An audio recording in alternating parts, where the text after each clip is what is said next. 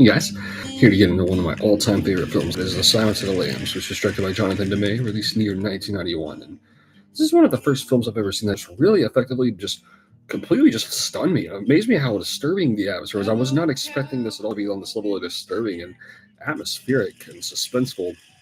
Just all kinds of layers and psychological depth, which just seems like it's just kind of drawn by a lot of influence from a lot of like the Ridley Scott and John Carpenter projects, and which just you have like just really fascinating characters who are faced with an ultimate sense of evil. Anthony Hopkins is only in this for about 30 minutes, yet he's a very dominating force all throughout. And I love this. Before it's so different than how Brian Cox has portrayed a Manhunter, but this is a little more over the top, but I think equally mesmerizing. Whatever the dynamic balances off with Jodie Foster, I think it really makes it all a complete whole.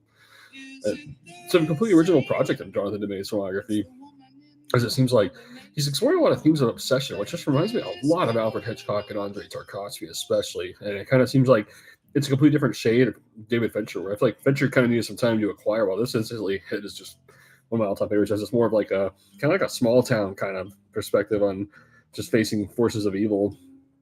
And it kind of has like a bit of an old-fashioned kind of way about it, which reminds me also a lot of stuff like Paul Thomas Anderson, Francis Ford Coppola, kind of a timeless way around it, just by way of timeless suspense value.